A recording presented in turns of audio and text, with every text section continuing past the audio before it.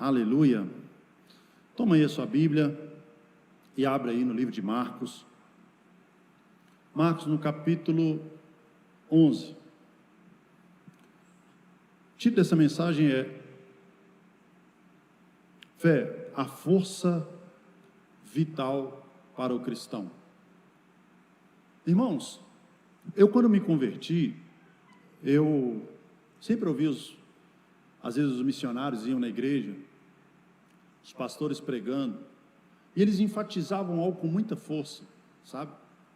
Eu me lembro no meu primeiro mês de convertido, eu passei por muitas crises, e depois os primeiros 6 anos de convertido também, mas depois o Senhor começou a me dar algumas experiências e falar comigo de uma forma muito sobrenatural.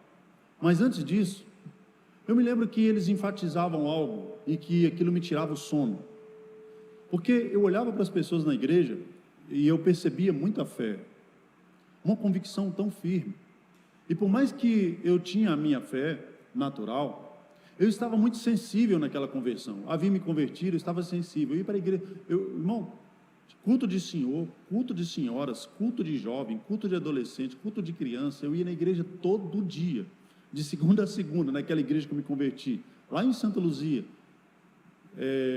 região metropolitana ali em Belo Horizonte. Todos os dias eu ia para o culto. Eu era muito sensível, mas eu tinha algo que eu queria muito e eu pedia para Deus. Eu orava e falava assim: Deus, aumenta a minha fé. E esse questionamento, esse pedido meu veio justamente por causa daqueles pastores que enfatizavam tanto. Eles diziam assim: você precisa ter fé. Você já ouviu isso? Ele vem e recheia ali aquela mensagem e fala de tudo aquilo que Deus é capaz de fazer. Ele fala de tudo aquilo que Deus já fez na vida dele ou na vida de outras pessoas. Tantas declarações lindas. E aí ele vem e me jogava um balde de água fria. Mas para isso, você precisa ter fé. E eu falava assim: mas eu não tenho tanta fé assim, o que fazer? E depois Deus foi me ensinando, eu fui aprendendo através da palavra de Deus, através da leitura da palavra e através também do ensino, que não era de acordo com o padrão que eu havia estabelecido. Eu entendi que a fé, ela vem através do ouvir, e ouvir a palavra de Deus, a ministração da palavra de Deus. E esse texto aqui de Marcos, no capítulo 11, versículo 22, 24, ele me ensinou muito, porque eu entrava em parafusos quando eu ouvia os pregadores. Recebi muitos missionários lá e eles falavam isso, enfatizavam, todo culto, parece que a mensagem para mim era só essa frase: você precisa ter fé. Irmãos, eu orava pedindo a Deus fé, eu jejuava pedindo a Deus fé, e um dia o Espírito Santo soprou no meu coração: você pode jejuar até secar, você não vai receber fé. Você pode orar 2, 3 horas pedindo fé, que você não vai, porque a fé, ela não vem por oração, ela não vem através de jejum ou por qualquer outra disciplina espiritual. Ela vem, ela chega ao nosso coração, ela é trazida ao nosso coração através do ouvir, e ouvir essa palavra. Atos no capítulo 14, o apóstolo Paulo, a Bíblia fala assim, que ele estava ministrando a palavra. Paulo, na sua primeira viagem missionária, ele sai, e ele vai pregando, na sua segunda viagem, e vai pregando, e quando ele chega em um determinado lugar, a Bíblia fala assim, que havia um homem que era paralítico, desde o seu nascimento. Só que a Bíblia diz que Paulo estava ensinando a palavra, e ao ensinar a palavra, a Bíblia fala assim, que esse homem que era coxo, que era aleijado, a Bíblia fala assim que Paulo olhou para ele, a Bíblia diz assim que Paulo, fitando nele os olhos, Paulo viu que o homem tinha fé para ser curado. Eu falei: meu Deus, Paulo viu, a fé, ela não pode ser vista. Eu fiquei pensando assim, mas a Bíblia diz que Paulo viu que o homem tinha fé para ser curado. Acredito eu que aquele homem estava tão cheio da palavra, tão cheio da verdade, que aquela verdade foi gerando expectativa no coração dele, porque o que Paulo pregava? Não era o Evangelho? O Evangelho não salva, o Evangelho não cura, o Evangelho não liberta? Aquele homem estava ouvindo o Evangelho, e ao ouvir o Evangelho, fé foi gerada no coração dele, a ponto daquele homem já se ver curado. Ele já se enxergava. Por isso é que a Bíblia diz que Paulo, fitando nele os olhos, percebeu, viu que o homem tinha fé para ser curado. Eu acredito que ele já estava remexendo naquele banco, naquela cadeira, mas ele já estava pronto. Por quê? Porque ao receber a palavra, fé para a cura foi gerada no coração dele. Eu costumo dizer que às vezes, irmãos, nós não saímos do lugar, porque a palavra que às vezes nós ouvimos, não que a palavra não possa causar e surtir efeito, não, mas às vezes a atenção que nós damos à palavra, essa atenção não tem sido a atenção devida. Porque a fé, ela vem através do ouvir, e ouvir a palavra de Deus. Mas é necessário você e eu darmos atenção àquilo que nós estamos ouvindo. Caso contrário, essa fé não tem poder nenhum, ela não pode fazer nada por nós. E aqui Jesus traz uma lição poderosa para os discípulos. Versículo 22, capítulo 11, Marcos 11, versículo 22. Jesus respondendo, disse-lhes: tende fé em Deus. Porque em verdade vos digo que qualquer que disser a esse monte, ergue-te e lança-te no mar, e não duvidar no seu coração, mas crê que se fará aquilo que diz, tudo o que disser lhe será feito.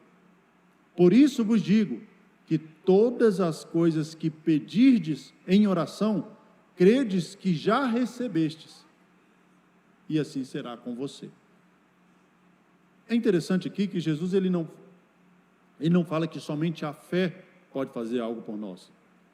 A Bíblia diz assim que Jesus está dizendo aqui, se tiverdes fé do tamanho de um grão de mostarda, nós vamos o quê? Dizer ao monte, sai do lugar e lança-te no mar.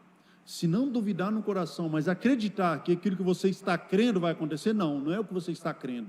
Se você acreditar que aquilo que você está dizendo vai acontecer, Paulo dizendo, não é uma parte daquilo que você disser, mas tudo, Jesus, tudo o que você disser vai acontecer. E ele diz assim, por isso, por causa disso, portanto, por causa disso digo, que todas as coisas que pedides orando, crede, não é crer que você ainda vai receber, crê que você já recebeu, e assim será com você. O texto é lindo, e o contexto aqui, irmãos, é que Jesus estava com fome. Jesus estava numa caminhada com os discípulos indo para uma cidade, e no meio do caminho, Jesus avista de longe uma figueira. Só que a figueira, ela é uma planta diferente, porque a figueira, ela cai todas as suas folhas na estação onde ela não vai dar fruto, mas na estação onde ela vai dar fruto, ela não dá fruto para depois dar as folhas, não, ela dá folha e depois dá os frutos, ela dá as folhas e os frutos nascem junto com as folhas. E quando Jesus avista aquela figueira de longe, creio eu que não aquela figueira com poucas folhas, mas com muitas folhas, Jesus já consegue deduzir, tem folha? Então tem figo. Ele olha para a figueira e ele deduz, se tem folha, então tem figo. E Jesus vai com essa expectativa de que naquela árvore, aquela árvore pudesse dar fruto. Aquela árvore precisava ter fruto, por quê? Porque se ela tem folhas, então ela tem que ter fruto. As folhas eram um sinal de que aquela figueira deveria ter fruto. Mas aquela figueira, ela não passava de uma anomalia da natureza. Por quê? Porque ela tinha folhas, mas não tinha fruto. E por causa disso, eu acredito que Jesus deve ter pensado assim, olha, essa figueira tem folha e não tem fruto. Sabe aquela árvore que parece que quer se mostrar, parece que tem muito fruto, mas não tem nada? Jesus aponta para ela e diz, olha, nunca mais nasça fruto algum de ti. Jesus amaldiçoou a figueira, e ao amaldiçoar a figueira, ele continua o seu trajeto e vai para outra cidade. E os discípulos ouviram Jesus amaldiçoando a figueira. No dia seguinte, na volta, eles passam pelo mesmo lugar. E a Bíblia fala assim que, ao se aproximar da figueira, Pedrão, ele sai correndo para ver o que aconteceu, porque de longe ele já havia visto que a figueira, a Bíblia faz questão de dizer que aquela figueira havia se secado desde a raiz, em apenas um dia. Aquela palavra de Jesus nunca mais nasça fruto de ti, surtiu um efeito poderoso naquela figueira, que no dia seguinte, não só as folhas caíram, mas as folhas caíram, a árvore secou, e a Bíblia faz questão de dizer que secou desde a raiz. Irmãos, a fé, ela não pode ser apenas um amuleto que nós conseguimos, que nós trazemos como cristãos. A fé na minha e na sua vida, ela precisa provocar algo. Porque aqui Jesus está ensinando que se nós, como filhos de Deus, pedimos para Deus alguma coisa, por quê? Por causa disso. Porque Jesus, os discípulos, ao questionar Jesus vai ensinar algo sobre a fé. Porque o que Jesus havia feito ali deveria ser um modelo e um padrão para a vida cristã. E ele faz questão de ensinar. Agora, se Jesus teve exatamente a intenção de dizer o que ele disse aqui, irmãos, a nossa fé, em alguns momentos, ela está muito aquém daquilo que ela deveria ser. Porque Jesus, ele olha e diz assim, em verdade te digo, que se alguém disser, tem alguém aqui nessa noite? Tem alguém aqui?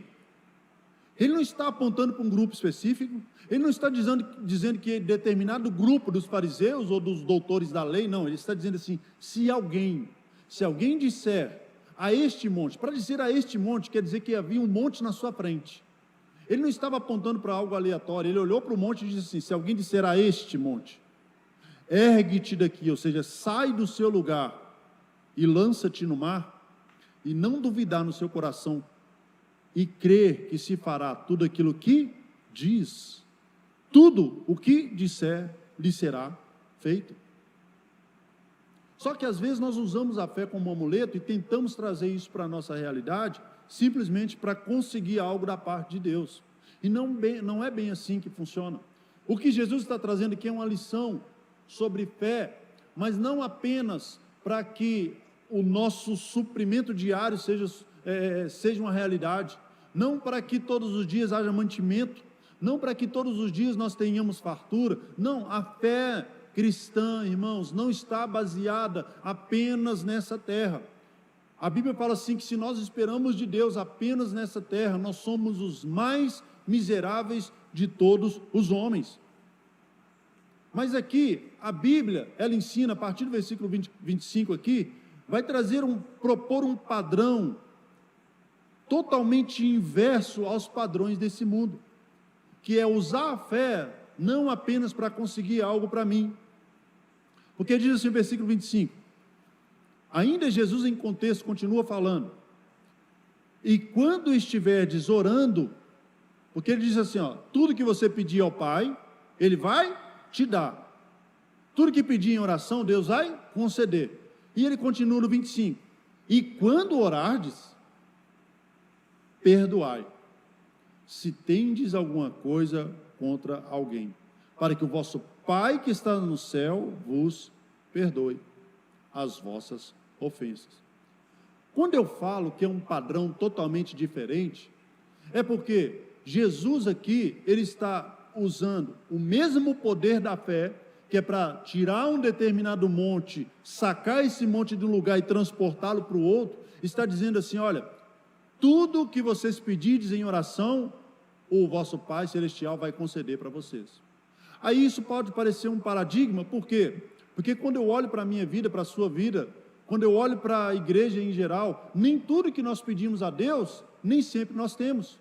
Mas aí não é nenhum tipo de contraste, muito pelo contrário, a própria Bíblia se complementa. E Tiago vai falar, olha, vocês pedem e não recebem, por quê? Porque pedem mal, somente para gastar com os próprios deleites, somente com as suas próprias vontades. E isso também é um erro. E a Bíblia vai elevar esse padrão. No pedido, não peça só para você. Não olhe só para você. Eu costumo dizer, irmãos, que quem sonha só para si mesmo, está sonhando errado. Quem pede só para si mesmo, está pedindo errado. Se os seus sonhos, se os seus desejos não contemplam os outros que estão à sua volta, seu sonho não pode ser realizado. É um sonho egoísta. Deus não pensa só em nós. E aqui na oração ele está incluindo, olha, quando orardes, também lembre-se se tem alguma coisa contra o seu irmão, se seu irmão tem alguma coisa contra ti. E isso foge totalmente dos padrões do mundo, porque na oportunidade no mundo de receber algo, eu vou pensar primeiramente em mim. E Jesus aqui está mandando incluir o outro. Irmãos, a nossa vida nesse mundo tem que ser diferente. Por quê? Porque a engrenagem que movimenta o sistema desse mundo não é de acordo com o padrão de Deus. A engrenagem que movimenta esse mundo é o ego, é o egoísmo. Mas a Bíblia está nos chamando a viver uma fé viva e verdadeira, não apoiada apenas nos nossos desejos e nas nossas vontades. Olha, o que a Bíblia está dizendo é que você e eu temos uma bomba atômica nas mãos. Nós podemos todas as coisas naquele que nos fortalece. A Bíblia fala assim que se o diabo vier contra você por um caminho, ele tem que fugir por 7, porque maior é o que está em você do que o que está no mundo. E a Bíblia tem promessas tão poderosas como essa, dizendo que você é mais do que vencedor em Cristo Jesus. Ele diz assim que você é a menina dos olhos de Deus e que Ele te protege. Ele diz assim, a Bíblia fala assim que você está debaixo das asas de Deus e que você está guardado e protegido pelo Senhor. São promessas poderosas, mas que não podem ser, mas mesmo assim, a Bíblia está dizendo que essa arma poderosa que é a fé, ela precisa estar em atividade, ela precisa estar em ação, mas não apenas debaixo da nossa perspectiva. Nós precisamos incluir os outros, nós precisamos contemplar os outros. E quando eu falo para você que a engrenagem desse mundo funciona de uma forma diferente, é justamente porque Deus não pensa apenas em mim e em você. Irmãos, ao olhar para o coração, nós vamos perceber que em alguns momentos a nossa fé, ela é usada em alguns momentos somente para nós. Quando eu vejo, irmãos, essa turma que está indo lá para o Paquistão, depois a outra turma que vai lá para o Malawi, alguém pode dizer assim, isso é loucura, como eu já escutei, pastor, o que você vai fazer lá? Dentro da própria família você vai escutar alguém falando, mas o que você vai fazer lá? Por quê? Porque o mundo não consegue entender. A engrenagem no reino de Deus é a fé. No reino de Deus, irmãos, a cruz, ela é o poder de Deus para nós, mas para o mundo é loucura. Para aqueles que estão perecendo é loucura, mas para nós é o poder de Deus, e a cruz é justamente isso, é abrir mão das minhas próprias vontades. Cruz é esse lugar, cruz é o lugar de morte, cruz é o lugar de se abdicar dos próprios desejos, cruz é esse lugar, e Jesus disse assim, ó, aquele que quiser me seguir, que quiser vir após mim, negue-se a si mesmo, tome a sua cruz e me siga. O evangelho que contempla apenas a mim mesmo, apenas que traz recursos para mim, onde eu sou beneficiado, não é o verdadeiro evangelho, porque o próprio Cristo disse, ide por todo mundo e pregar o evangelho a toda criatura, quem crê e for batizado será salvo, e quem não crê já está condenado. Ide. E quando eu olho para mim, eu percebo quantas oportunidades eu perdi, irmãos, de pessoas que estavam do meu lado, pessoas que às vezes eu não preguei o evangelho para elas, e que partiram dessa terra, que eu tive a oportunidade, isso faz o meu coração tremer. Por quê? Por que isso acontece, pastor? Sabe por quê, irmãos? Porque em alguns momentos, a engrenagem que está movendo a nossa vida, não é a fé, porque a verdadeira fé, a fé viva, ela contempla a mim e contempla os outros. Só que muitos vivem em função da própria carreira, muitos vivem em função às vezes de um sonho individual, vivem em função da fama, do status, porque querem e vivem a vida para ter suas conquistas pessoais, e está tudo certo com isso, desde que o seu desejo esteja alinhado com aquilo que Deus mais ama. A Bíblia fala assim que Deus ama o perdido. Qual tem sido o combustível para a sua caminhada nessa terra? Pastor, mas essa mensagem ela não agrada muito, ela não agrada mesmo. O apóstolo Paulo fala assim que nos últimos dias os homens teriam comichão nos ouvidos e trariam para si doutores segundo as suas próprias cobiças. Esse é o cuidado que nós precisamos ter, para que a nossa vida não esteja tão alinhada com o padrão dessa terra, que incomoda ao ouvir a mensagem da cruz. A mensagem da autonegação. Os nossos sonhos não podem ser individuais. O que me impulsiona, que impulsiona a minha jornada nessa terra, tem que ser a fé, essa fé viva, essa fé verdadeira. O que tem sido prioridade para mim e para você?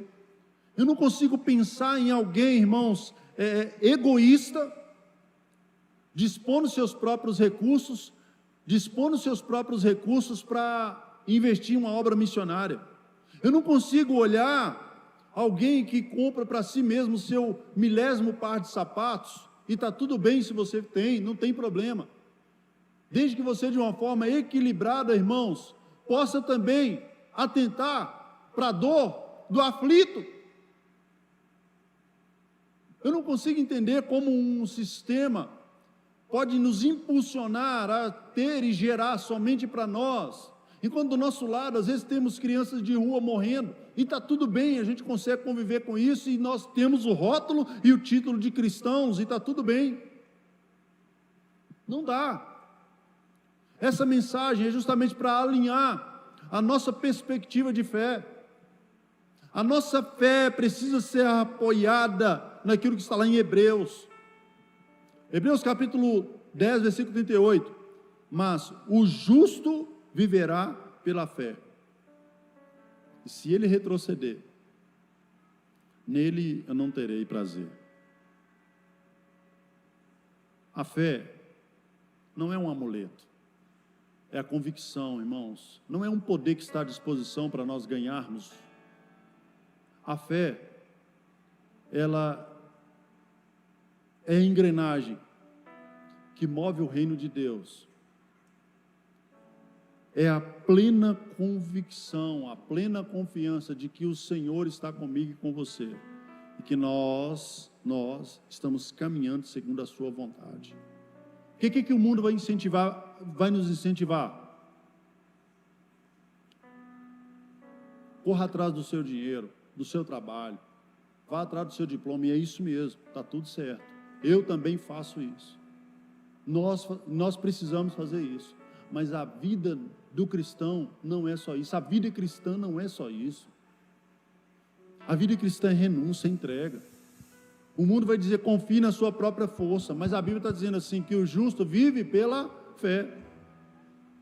E a nossa vida não pode estar ancorada nessas coisas, não pode ser direcionada por essas coisas, porque se a nossa fé for forte o suficiente, nós não vamos esperar garantias dessa terra. Você e eu teremos a nossa fé apoiada no Senhor.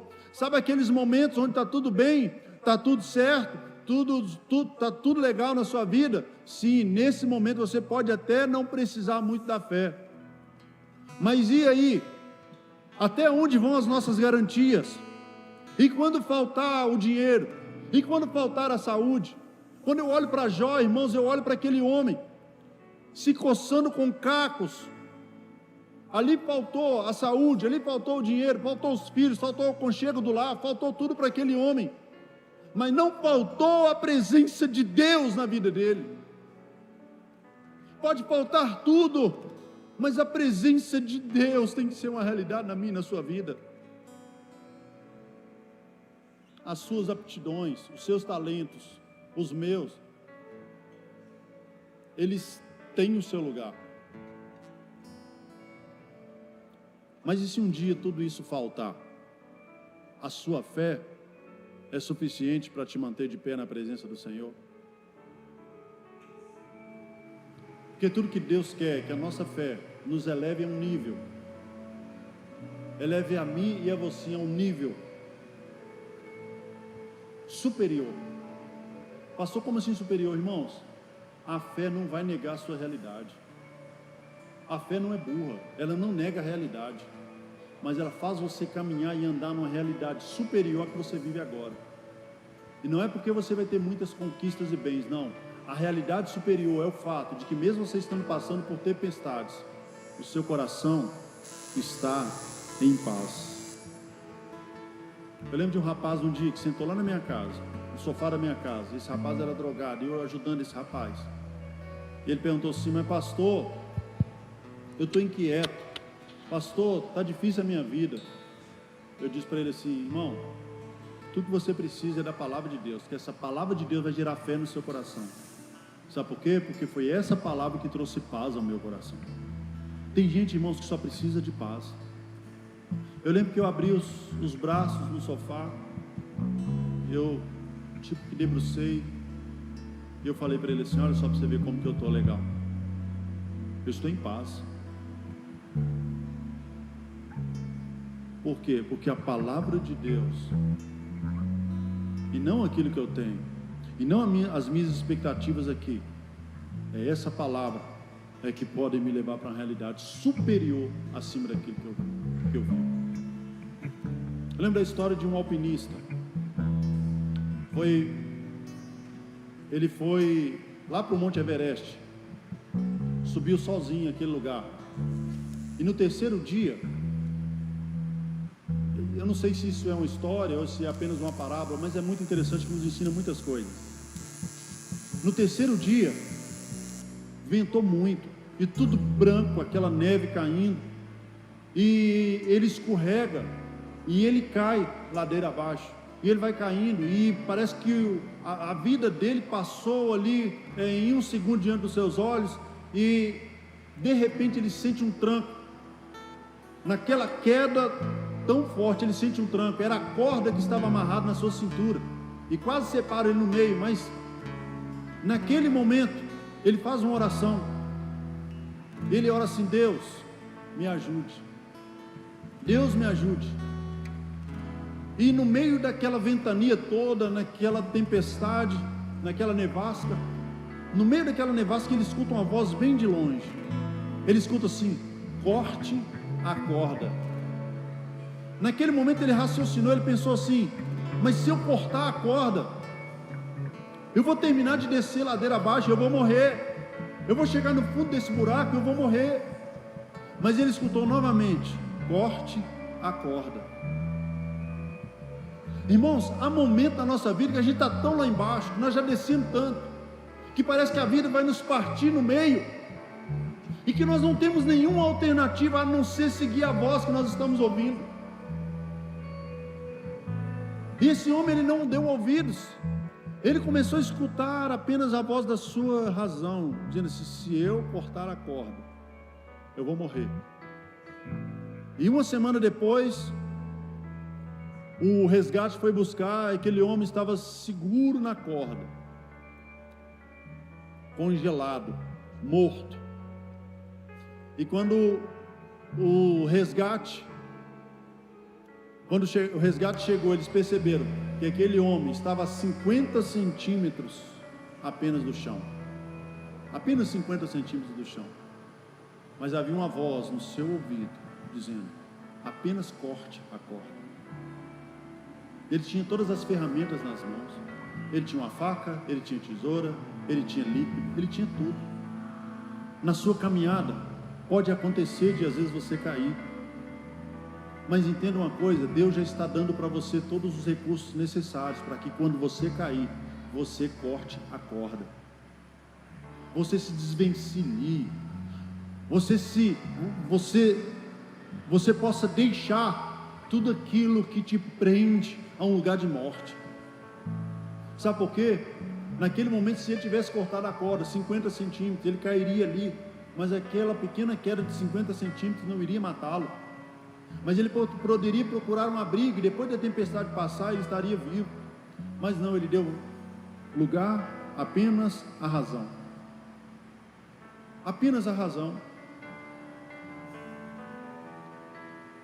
Quem sabe você está aqui nessa noite e você também está no meio de uma ventania, está no meio de um deserto, ou quem sabe no meio de uma tempestade.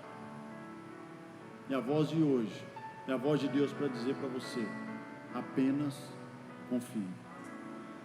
Apenas confie. Apenas confie. Que há momentos na nossa vida que é assim. Parece que não há um chão debaixo dos nossos pés. A sensação que dá é que não há mais saída. Parece que o mundo vai desabar diante de nós. Algumas semanas atrás, eu conversando com alguém, e essa pessoa disse: parece que o mundo vai desabar na minha cabeça. Eu preciso de ajuda. Mas às vezes, o maior problema é que nós contamos com os recursos que estão nas nossas mãos, com o conselho dos outros, e com a nossa própria razão. Mas Deus está nos chamando a uma caminhada de fé. A Bíblia está recheada de exemplos de homens e mulheres de fé. Quando Deus chama Abraão: sai da sua casa, da sua parentela, aquele homem confia em Deus. A nossa fé não pode ser apenas algo que vai suprir a nossa necessidade momentânea. Não, a nossa fé precisa ter poder de transformar o nosso caráter. A fé que você e eu temos, ela tem que ser tão nobre, a ponto de seguir isso que Jesus diz no versículo 25: perdoa o teu irmão. Irmãos, a Bíblia, ela diz assim: olha, que se ao colocar uma oferta no altar, perceber que o teu irmão tem algo contra ti, não entregue. Vai, reconcilia primeiro com o teu irmão, depois deposita a oferta no altar. Mas nós fazemos isso na maior cara de pau, como se tivesse tudo de boa. O filho que não conversa com o pai, o marido e a esposa já não conversam há 15 dias, vivendo na mesma casa, e levanta as mãos para o céu e até chora e está tudo bem. O que Deus nos chama nessa noite é avaliar qual que é o tipo de fé cristã que nós estamos vivendo. Porque a fé cristã, irmãos, que nos leva mais perto de Deus, é aquela que amolda o meu caráter, que faz com que eu e você liberemos perdão, é que faz com que você e eu sejamos dependentes de Deus, assim como Moisés foi ali naquele deserto. A nossa fé tem que ter um padrão mais elevado, para que possa inspirar em você e em mim e em você confiança, perseverança, renúncia. Se a nossa fé, irmãos, é apenas para nos tirar da pobreza e levar o nosso nível material, a nossa fé, ela é a mais miserável de todas. Porque a Bíblia fala, o apóstolo Paulo disse: a nossa fé, se aquilo que nós temos, se nós esperamos de Deus apenas para essa vida, nós somos os mais miseráveis de todos os homens. Mas a fé, quando eu olho para a Bíblia, eu olho para um Daniel, que a preço de sangue colocou a sua cabeça a prêmio. Por quê? Porque não queria de forma alguma deixar de buscar a Deus, e buscando a Deus, mesmo debaixo de um decreto do rei, olha, aquele que orar a outro Deus, que não seja o Deus babilônico, esse vai morrer. E Daniel, a primeira coisa que ele faz é se ajoelhar. Eu olho para José, irmãos, mesmo a preço da cabeça dele a prêmio, ele não quis se deitar com a mulher de Potifar. Sabe por quê? Porque a fé que ele tinha elevou o seu caráter, colocou ele mais próximo de Deus. E entenda uma coisa: se a sua fé não está te aproximando de Deus, mas está te aproximando mais desse mundo, a sua fé é inválida. Se a cada dia não aumenta mais o seu desejo pelo Senhor, pelas coisas dele, se você não ama aquilo que Deus ama, se você não busca aquilo que Deus entregou para você, a sua fé e a minha fé, ela é inválida. É por isso que muitos vão dizer para Jesus naquele grande dia: Senhor, mas eu fiz tantas coisas. Expulsei demônios em teu nome, em teu nome fiz tantas maravilhas, em teu nome, Senhor, em teu nome, e muitos naquele grande dia. E algo que faz o meu coração arder e tremer, irmãos, é que muitos que estão nesse auditório muitos que estão em vários auditórios do mundo, em igrejas denominadas cristãs, homens e mulheres que são chamados homens de fé, homens, irmãos, que ao pegar o microfone na mão, faz a igreja ir ao chão. Muitos vão ouvir o Senhor: apartai-vos de mim, vós que praticais a iniquidade, porque eu nunca vos conheci. Porque eu tive fome e não me deste de comer, tive sede e não me deste de beber, estive nu e não me vestiste, estive enfermo e na prisão e não fosse me visitar. Mas, Senhor, quando que nós fizemos isso? Não te assistimos na sua necessidade, porque todas as vezes que não fizerdes a um dos meus pequeninos, a mim não o fizerdes. Aí fica essa pergunta ecoando no meu coração, e eu creio que é o Espírito Santo bradando: onde a nossa fé está apoiada? Onde a nossa fé está alicerçada? O que está sustentando a nossa fé? Qual que é a base que está sustentando a sua fé? Qual que é a base? A sua fé está bem alicerçada, está bem apoiada? Jesus disse assim: olha, ao homem sensato, ele será comparado, o homem prudente, sensato, vai ser comparado àquele que edificou a sua casa sobre a rocha. Desceu a chuva, correram os rios, sopraram os ventos, e não puderam derrubar a casa, porque ela estava apoiada sobre a rocha. Mas o insensato é aquele que constrói a casa sobre a areia. E desceu a chuva, correram os rios, sopraram os ventos, viram contra aquela casa, e foi grande a sua ruína. Que a minha fé e a sua fé não seja apenas um amuleto para que você e eu possamos sobreviver nessa terra. Entenda uma coisa: se você vem nessa casa e o seu sustento tem sido apenas os cultos de domingo, o Espírito Santo precisa bradar no seu coração nessa noite, porque Deus tem muito mais. Ele precisa quebrantar o seu coração lá no seu trabalho. Ele precisa visitar o seu quarto. Ele precisa, no momento que você acordar, arrancar lágrimas dos seus olhos. Essa é a fé cristã, onde corações disponíveis, onde corações quebrantados, onde corações flexíveis estão disponíveis para ser trabalhados pelo Senhor. Fique de pé no seu lugar. Eu queria que você orasse nessa noite. Nós vamos declarar agora essa canção. E aí no seu lugar, quem sabe você precisa rever o seu conceito de fé. Jesus disse para aqueles discípulos: olha, se você tiver uma fé do tamanho de um grão de mostarda, o grão de mostarda ele é tão pequeno, mas a árvore mostarda ela é tão grande. É sinal de que não importa o tamanho que seja a fé que você tem hoje, Deus pode fazer com que ela se torne uma árvore robusta. Deus está pronto a trazer novas experiências para você.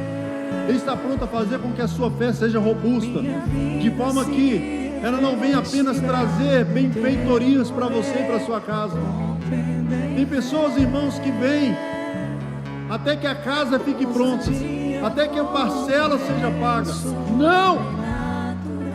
A minha fé e a sua fé precisa estar apoiada não nas coisas desse mundo, mas elas precisam ser uma consequência.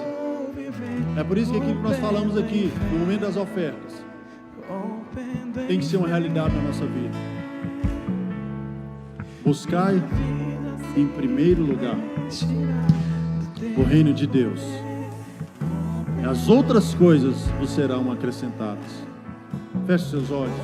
Aleluia. Senhor, eu oro, Senhor, para que o Teu Espírito Santo nessa noite possa trazer ao nosso coração a realidade de que tudo que nós precisamos é do Senhor. Deus, nós Te pedimos, nos conduza a um caminho onde a Tua palavra ministrada aqui nesse lugar possa, Senhor, gerar uma fé tão poderosa em nossos corações, capaz de fazer com que nós, ó Deus, possamos ter o nosso caráter transformado, a nossa vida transformada, que haja uma mudança, Senhor. Mude a nossa realidade todos os dias, toca a nossa alma, Senhor, em nome de Jesus. Que haja renúncia no nosso meio, que haja uma entrega verdadeira a Ti, que em nome de Jesus, que haja quebrantamento, que a nossa fé, Senhor, não se apoie em palavras persuasivas de sabedoria humana, mas no poder de Deus, ó Deus, em nome de Jesus. Anda com seus olhos fechados. Eu queria que você colocasse uma das suas mãos no seu coração, repetisse comigo essa oração dizendo, diga assim: Senhor Jesus, obrigado, porque a cada dia eu tenho recebido a fé que eu preciso, na medida que eu preciso. Agora eu te peço, entra no meu coração, perdoa os meus pecados, e eu que me afastei de Ti, eu volto hoje, na certeza de que serei aceito. Se você é essa pessoa nessa noite, ainda com seus olhos fechados, que fez essa oração, recebendo Jesus como Senhor, ou você que está voltando hoje para os caminhos dele, eu queria receber um sinal da sua parte. De onde você estiver, levante bem alto a sua mão. Eu quero orar por você. Eu vou orar por você. De onde você estiver, levante bem alto a sua mão. Isso. Levante a sua mão. Isso. Deus abençoe, Deus abençoe. Ou você que está voltando para os caminhos dele, levante a sua mão. Tem algo novo de Deus para a sua vida. Tem algo novo de Deus para você. A sua fé está sendo renovada nessa noite. Isso. Sem constrangimento algum, sai do seu lugar. Você que levantou a sua mão, deixa eu orar por você aqui à frente. Sai do seu lugar, vem até aqui à frente. Eu vou orar por você. Isso. Vou lutar e vencer, vou plantar e colher. A cada dia vou viver rompendo em fé. Rompendo em fé, minha vida se revestirá do Teu poder. Rompendo em fé. Obrigado, Senhor, obrigado. Tem mais pessoas, podem vir. Se você não levantou a sua mão, mas você sabe que não é aí que você tem que ficar, você tem que vir aqui à frente. O Espírito Santo está bradando no coração de pessoas aqui. Por algum motivo você não veio, mas você sabe que não é aí o seu lugar. Você precisa sair daí e vir aqui à frente. É um momento de mudança da sua história. Saia do seu lugar, nós vamos te esperar aqui. Deus tem algo para realizar. Deus está fortalecendo a fé nessa noite. Estenda aí as suas mãos aqui à frente. Deus, eu abençoo a vida dos meus irmãos. Deus, eu declaro que a fé que está no coração deles, por mais que seja, Senhor, pequena como um grão de mostarda, está crescendo agora em direção ao Senhor. Nós os abençoamos, ó Deus, e quebramos da vida deles todo o poder das trevas, em nome de Jesus, e nós os ligamos agora, Senhor, o reino do Filho do seu amor. Nós os abençoamos, Senhor, e declaramos que o nome deles está sendo escrito no livro da vida, em nome de Jesus. Amém e amém. Amém. Algo está acontecendo com vocês. É o poder de Deus que está entrando na vida de vocês agora. Eu declaro que a partir de agora tudo será diferente. E por mais que alguém possa dizer para vocês que esse ato de vocês é apenas simbólico, eu quero dizer para vocês que Deus está transformando a vida de vocês. Há um favor de Deus sendo derramado sobre vocês hoje. A partir de agora tudo será diferente. Vocês recebem Jesus, e o choro não é de emoção, é porque Jesus está entrando, e Ele está mexendo, está transformando. E essa transformação não vai parar. Nós abençoamos vocês como família. Todos os dias tem pessoas que vão orar por vocês e abençoar. É a família de Deus. Nós vamos contar até 3, e no 3 vocês vão se virar para conhecer essa família, que é a família de vocês agora. Vamos contar comigo, imagine! 1, 2, 3, eu vou Sejam bem-vindos. Sejam bem-vindos à família de Deus. Que Deus abençoe. Sejam bem-vindos, bem-vindos. Eu vou contar uma nova história. Eu já posso imaginar. Agora eu falo com você que nos acompanhou de casa. Você também pode ser parte dessa família. Tem um telefone que aparece aí na sua tela. Nós temos pastores de plantão que vão orar por você, vão abençoar você, para que a sua fé possa crescer a cada dia mais em direção ao Senhor. Seja você e a sua casa bem-vindos a essa nova família, que é sua família também. Que Deus te abençoe. Aleluias! Levante bem alta a sua mão, dê um aplauso ao nosso Deus, amém? Amém. Que você receba algo novo da parte de Deus essa semana. Eu abençoo você para que o favor de Deus nunca se afaste da sua casa. Eu abençoo você para que o seu quarto, a sua sala, toda a sua casa sejam revestidos pelo poder do Senhor. Eu abençoo para que a sua fé possa crescer a cada dia em direção ao Senhor. Que a sua fé esteja apoiada nele e que o favor e a bênção do Senhor te acompanhem todos os dias. Eu abençoo você e que o amor de Deus o Pai, a graça do nosso Senhor Jesus e a comunhão do Espírito Santo seja com você agora e sempre. Vá em paz e vai viver a melhor semana da